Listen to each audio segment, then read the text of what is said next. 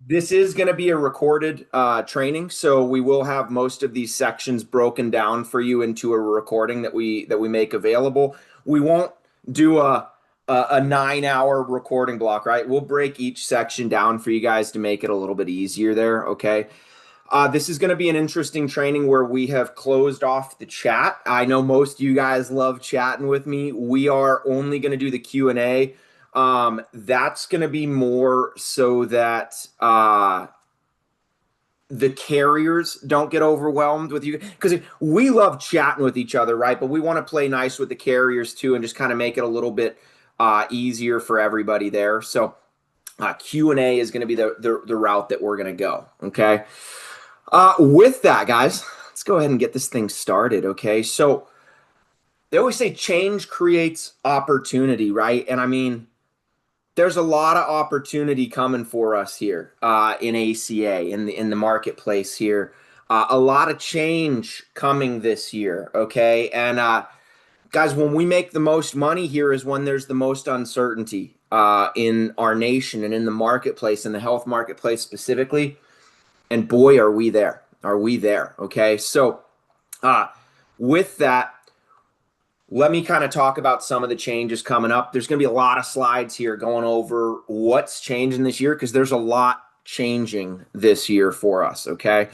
So, first thing, this is not changing this year. Some rumors have said yes, no. Let me clarify for you. Open enrollment this year will be November 1st through January 15th. Now, where some of the confusion has come in is starting next year. So for 2027 plan years, but next open enrollment, we can all expect it to be just a 45-day window, November 1st to December 15th. However, this year, this open enrollment, it will be the last year, for a few years at the very least, that we are running through January 15th. So be prepared for that. Have marketing created around that. Make sure you're doing your follow-ups. And you know there's going to be straggler customers out there that are going to wait till January inevitably. So just make sure you're on top of that, okay? Now let's get into some of the bigger changes on the back end, okay? The first one that's super important, and this is gonna, a lot of you agents, I know a lot of you guys, right? A lot of you guys already do this in your process flows, which is absolutely beautiful. But for those of you that don't already have this as part of your flow, okay, you are going to need to do an annual checkup with all of your customers, all of your ACA customers at the very least, okay? So they're starting a much stricter income verification process to qualify for the subsidies, right? And now this is going to be an annual process when enrolling ACA. So on Obamacare plans, you know how those plans, if your customer just wants to auto renew, it'll just keep rolling, right? Going to be a little bit different now. They can still auto renew. However, if they were getting subsidies and they don't go in and re-verify their income eligibility, they're going to get slapped with a $5 a month premium penalty until they go in and verify their income eligibility. Okay, so make sure you're aware of that. I mean, really, all of your customers go through and be doing a follow-up with them this year. We got to make sure that everybody's getting this new income verification sent in, okay? Another thing that's going away, and I know a lot of you used to use this, there used to kind of be like, for the last few years, there was kind of no stop on SEPs, right? We could find an SEP for Obamacare plans in almost any situation. Well, they're going to close that little loophole that we had there. So there was an ongoing, could always get it if an SEP, if one of your customers fell below 150% of the federal poverty level. That has been repealed. So that's gone now. Now they have to sign up during open enrollment, or they need one of your standard qualifying life events. Okay, so that's going to be a big change, a big pullback a little bit, where a lot of us were just using that in our back pocket, right? That will be closed. And then this is going to shock the industry, our customers, right? But this actually part is normal. Wait till the next slide. But we're going to see about an 18 to 20% rate increase or premium increase on the plans from the carriers, right? So same plan to same plan, you're going to expect anywhere from about an 18 to 20% increase just on premium alone. That's just the normal cost of the plan, okay? Here's where it's going to get a little bit crazier. And this is really where you guys are going to make a lot of money this year, but also where you're needed. You are necessary here, okay? First thing to say here, if you haven't turned on the news for the last week, right? Right now, we don't have a budget approved in our federal government, okay? So we can't say with certainty that this is happening. This is projected to be happening.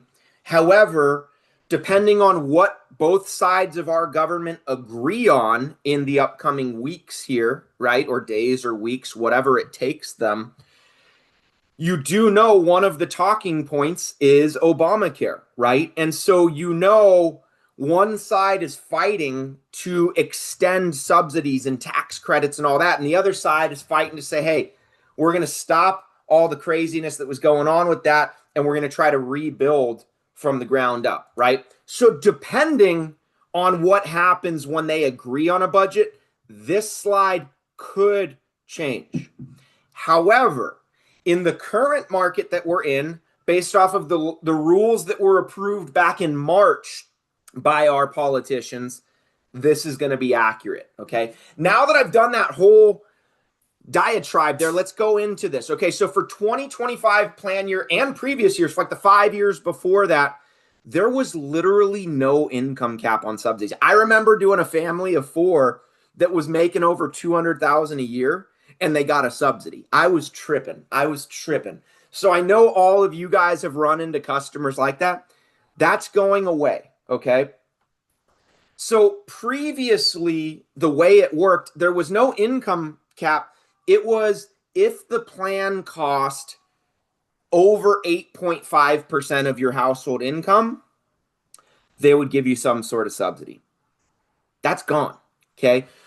Now it's going to be a sliding scale. So depending on where you fall in the income tax brackets, it's going to be a sliding scale threshold. And at the highest level, the richest people, they actually can go up to 9.56% of their income for a cost of their plan. But that is a sliding scale, so it's lower at the lower brackets, okay? Now, this one is going to be what's going to impact a lot of your customers. There will no longer be any subsidies available to households that go over 400% of the federal poverty level. Now, any of you guys that have been agents for more than 4 or 5 years, you're like, whatever.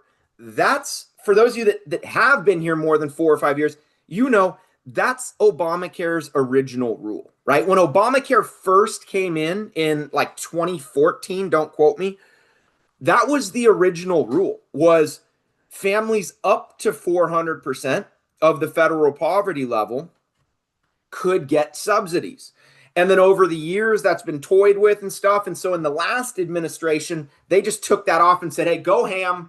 We're going to actually rate this by the percentage of your income that the plan costs, right? Because the plan costs me getting so expensive, right? So that is now going to be capped at 400% again. Again, that's just normal rules, what it used to be, except for the last 4 or 5 years. So for some of our customers, there's going to be some culture shock there, right? There's going to be a little bit of a price like, oh my gosh. So Candy just asked, has that already been approved by Congress, or is that the bill they're working on? So Candy, this is approved by Congress as of March of this year. All they were trying to do, not to get too political here, but they were trying to do a clean resolution. What that's saying to the layman is they were trying to just extend March's already approved stuff and just continue rolling with it. That's a clean resolution. There were minimal to no changes from the March budget that was approved. Unfortunately, one side started grandstanding. They want some extra subsidies, things like that. So this particular slide, yes, this is approved as of March, but the reason I made sure to call it out, this subsidy issue is exactly what one side is grandstanding about right now, right? And so if they get their way and there's comes some agreement, we could see some change in this, okay? Teresa, this whole training is only on Obamacare. I'm not talking anything but Obamacare today, okay? That's why it's called ACA University. So off-market plans, there's not impacted, all right? The average, this one's going to be crazy, guys, and this is where you're going to be getting phone calls, okay? So you saw the premium on the plans is going up about 18 to 20% per month. But what's going to happen is any of those families that were over the 400% poverty level, you're going to see anywhere up to a 75% projected increase on their overall net premium. So what they were paying last year with a subsidy to what it'll be this year. It is going to be quite the sticker shock for our customers. And some customers literally will see double, okay? Chanel, it's all the same. It's quite literally all the same. But yes, Obamacare, Marketplace, healthcare.gov, Affordable Care Act, ACA, whatever you want to call it, it is all the same thing. If we want to simplify it down, it's major medical, right? All the same thing. If you have never seen a federal poverty level chart before, well, here it is, okay? This is what we are looking at on the federal poverty. Now, you guys do not need to memorize this, okay? I'm actually going to be kind of quick on this slide. This is nothing you guys need to memorize. It's to give you a gist of what this looks and feels like, okay? So a family of one, so me, single individual, if Nick makes $15,650 a year or less, the government says, congratulations, Nick, you are impoverished. You should be homeless, right? I should be living out of a car or on the streets if I'm making $15,650 or less, okay? That is how the federal poverty level chart works. That is, you are at 100% of the poverty line in America, okay? If it's me and my wife, now if we make $21,150, we'd still be impoverished, but it goes up a little bit. Add my 2 kids, it's now $32,000, et cetera, right? All of our subsidies are determined by these other columns, 150, 200, 250, and there's way more in betweens, guys. There's 175, 225, right? There's a whole lot. I'm just giving you a gist, a general idea here, okay? At 250% and below, those are the customers that might get those cost share reductions on silver plans, where their maximum out of pocket's going to go down, where their co-pays might go down, things like that, deductible, right? But up to 400%, you're going to qualify for a subsidy. You might qualify for a subsidy depending on the price of the plan and all that stuff, okay? So again, this is all normal. This is what we were always working with for years. And then for the last 4 or 5 years, they extended that way past the 400%, okay? So for the agents that have been here a little longer, nothing, you guys are fine. Nothing's really changing. But for a lot of your customers, this is going to be quite shocking, right? No, Khadija, this is the federal poverty level chart. I'm teaching you guys federal. There's no way I could give you all 50 states and all their different poverty level charts and all that. This is the federal. This is the easiest one. Again, I'm teaching you concept here. If you guys have a specific state that you deal with, make sure to look that up if they do have different income qualifications there. The big thing, guys, you really don't even need to look this up. Just put their income into the quoting platform and it'll let you know if they qualify for a subsidy or not, right? This is more just to teach you guys concept. You do not need to memorize any of these numbers. I don't have any of these numbers. Actually, the one number I have memorized on here is the 128,000 for a family of 4, okay? That's literally the one number I have. Family of four is just kind of the average. I know 128,000 is right around the cutoff. That's me personally. You guys do what you want with it, but that's kind of how I memorize this chart. Okay. So federal poverty level, again, some states might be different than this a little bit, but again, when you put the numbers in the quoting platform, it'll take care of all the rest for you, right? It'll let you know, hey, they're qualified for XYZ subsidy, things like that. And MJ, what you just put in there, that is exactly where I got this chart. Yeah, that is actually exactly where you got it. I'll leave this up so people can steal it. There you go. Cool. All right.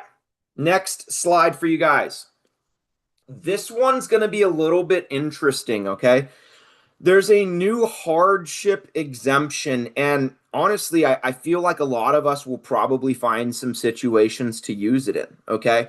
So previously, this hardship exemption was only for 30 years old and below. So if you were 30 and below and you found Obamacare unaffordable, you could get a catastrophic plan. So a much cheaper plan that's just protecting from that catastrophic, from the holy smokes, right? The big stuff.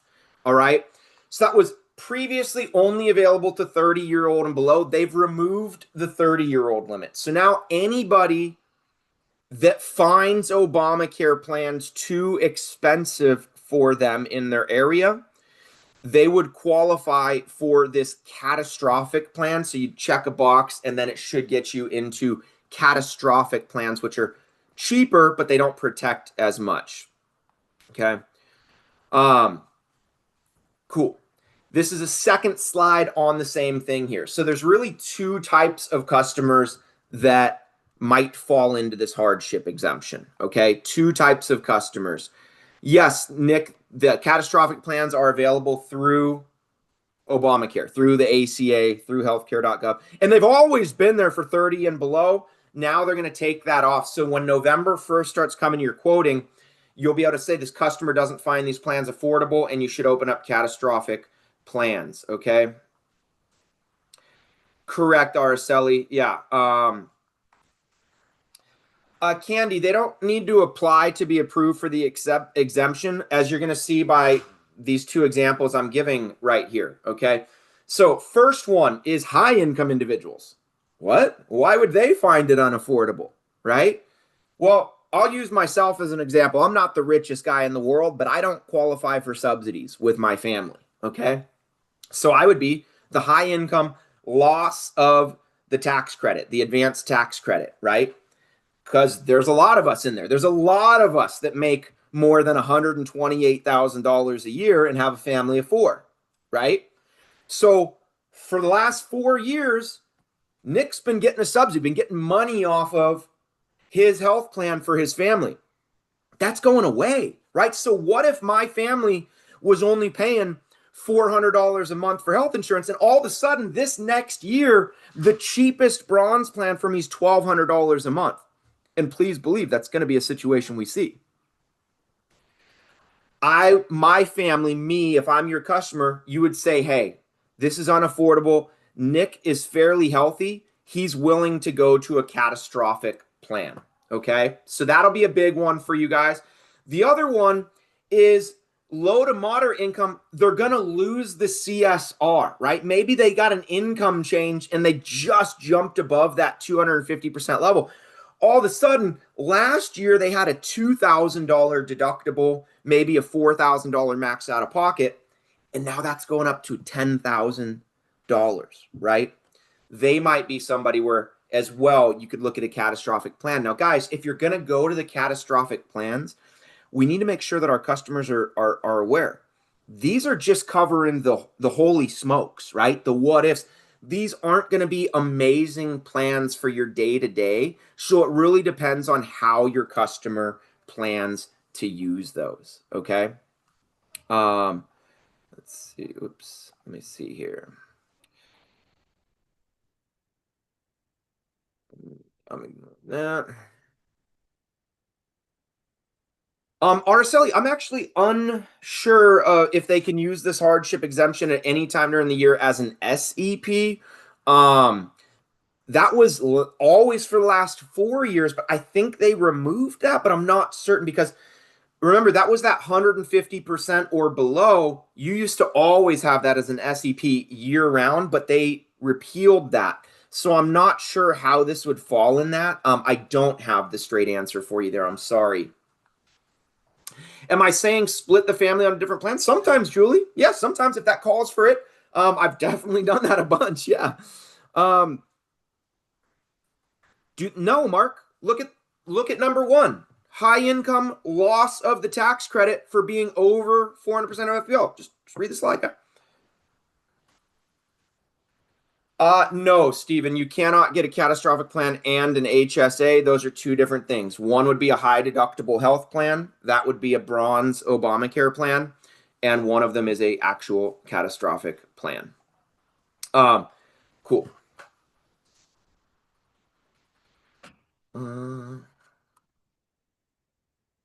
All right, let's move forward here, guys. So this has been a thing for a little bit now, right? This has been a where we have to get consent. Okay. I definitely would, Chanel. Is the look on everything I'm attaching supplements, whether it's a plain Obamacare plan, whether it's a catastrophic plan. I'm attaching supplements in any situation I can. That's the only way these plans are going to work well for our customers, right? Great question, Chanel. Great question. All right. You guys have seen consent for a little bit of time here, right? So what the heck is consent? This is a new rule with Obamacare. Well, it's been a rule for a few years now, right? This is not going away. They are not repealing this, okay? If you guys are HST agents, you have the consent form in LeadMaster, right? So you can either text or email it out. If you are AHCP agents, I do believe a form was emailed to you, but you can also find the form on cms.gov. Now, I don't know this with certainty, but they'll be on Thursday afternoon, so one of you can probably ask.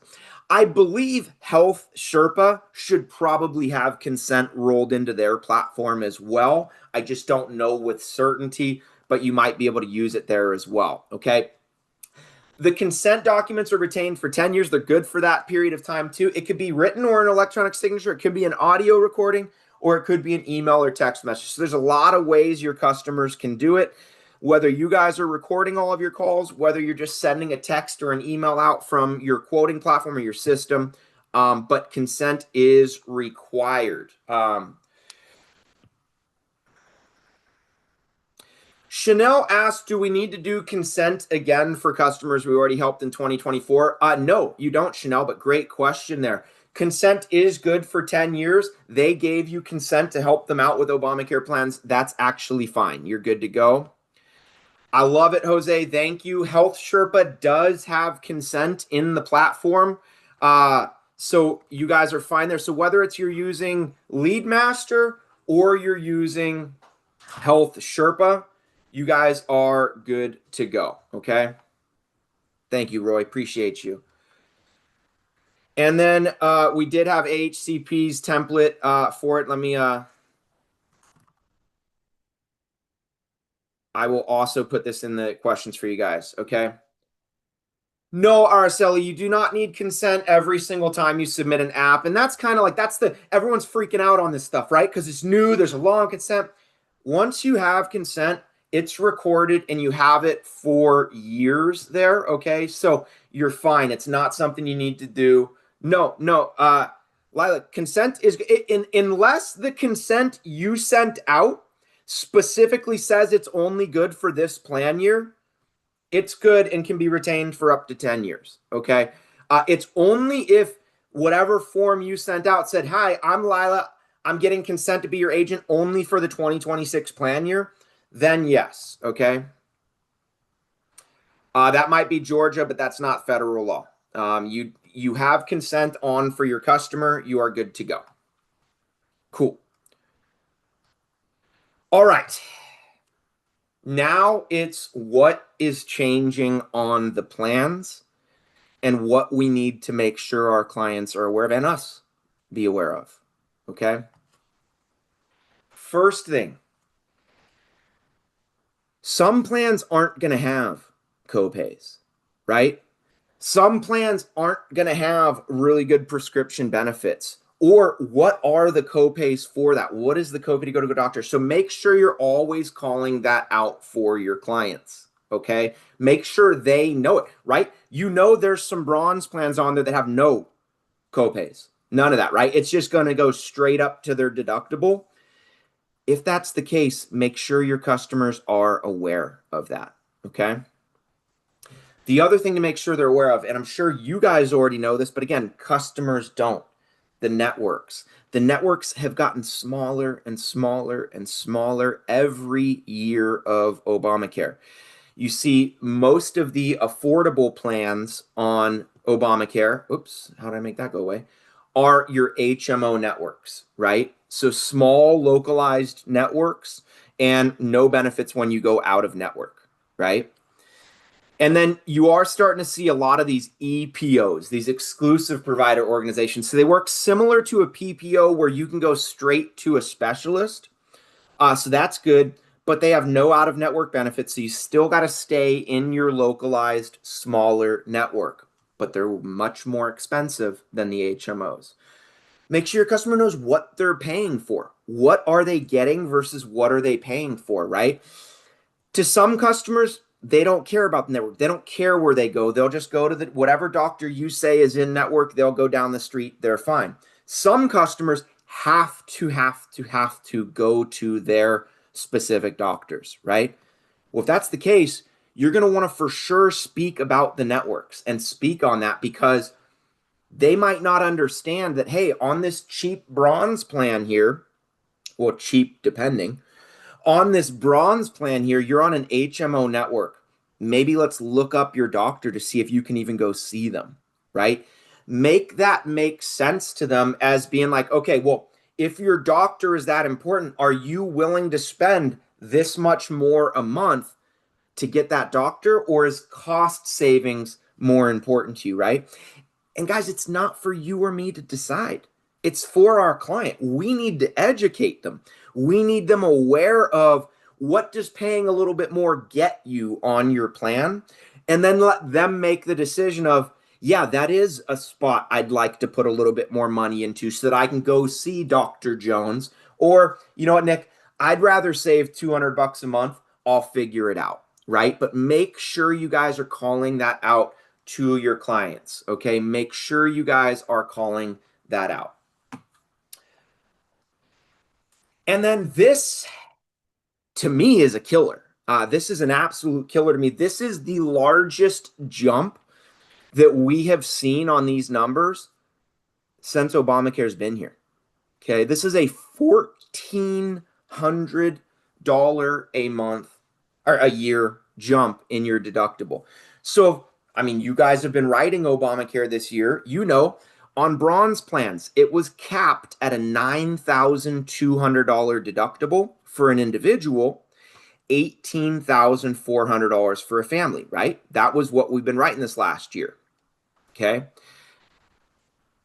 Now, the deductible limit, so pretty much every bronze plan that's out there, or for the most part, right, is going to have a $10,600 deductible, guys.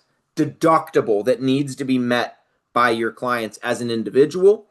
And if it's a family, it is $21,200. I'm going to go back to what Chanel said, but please believe you guys need some supplements on these plans, right? Please believe you guys are going to need to add supplements to cover this $21,000 risk or exposure that our clients are going to have on these Obamacare plans, right? That's ridiculous, guys. Who wants to pay for a health insurance plan just to pay another $10,000 or $20,000 out of pocket when they use the plan? But that's the marketplace that we are currently in. Okay, so that is Obamacare. Jumped all the way from $9,200 to $10,600 for the individual max out of pocket. Dang right, Stephen. Dang right. All right. So those are the guys. Actually, I'll go back to that for a second. So these are the things, like, make sure we are talking about these things with our clients, because guys, these are what changes the cost of the plan, right? You want a better network, you're going to pay for it. You want really nice copays, you only want to pay $25 to go to the doctor, you're going to pay for it, right? You don't want $10,000 as your deductible because you sneezed wrong this year, you're going to pay to lower that, right? Now, some of you amazing agents out there, you're going to say, you know how we're going to pay for it? We're going to pay for it with supplements, right? We're going to really add some good supplements to this stack so that we can make sure that, yeah, hey, look, we have a $10,600 deductible on it. That's just what it is. But you won't even feel it because we put a plan enhancer on there with $10,600. That's a new benefit level going on it. Sorry to plug that, but $10,600 on plan enhancer. Throw that on there. Right now we've got their out-of-pocket protected. Heaven forbid they have to use this plan, right? Make sure you guys are putting supplements on there, because these plans, as they're built as the base plan, pretty horrible stuff, right? I'm just going to call it what it is. All right, this is old, but I just love it. This is old. This is actually from 2023 open enrollment. So this was in the industry all last year, and I've just been using it this year too, okay? So in 2023 open enrollment, Obamacare enrollees, 49%. Oh, let's look at the pie chart on the left side. Did the agent discuss another type of insurance? Under half, but 49%, right around half, said yes. And then I would say over half said no, or they're unsure, right? 47% said no, another 4% unsure. So this says about half of the agent force out there talks about more than just Obamacare. And half of the agent force out there are order takers. Whatever my customer calls me and says they want, cool, I get paid for that. Here you go. Have a great day, Mr. and Mrs. Customer, right? I would like to believe all of our agents here are in that 49% that are always talking about supplements with their clients, right? But look at the big box on the right side. This is what really speaks to me. 2/3, 67% of all clients whose agent discussed another type of insurance bought another type of insurance. So what's that tell me, guys? That tells me the market wants supplements. They see the value in supplements when it's explained to them, when it's shown to them. But for some reason, there's a large contingency of agents out there that it's just not important to them. They think it's going to cause some friction on the call, and then I'll just sign you up for what you want, right? Guys, I mean this. I hope none of you guys went through all of the licensing tests, paying all the fees, your state licensing fee, getting appointed with this carrier, this carrier, this carrier. I hope none of you did all that just to be an order taker and just sign the customer up for whatever the heck is what their understanding of this thing, right? We are here to educate, to empower, to help our customers make decisions, okay? Make sure you guys are doing that, right? You can see by the numbers, the customers want it, right? The market wants it and needs it. We need to be offering and educating our clients on what else is out there, okay?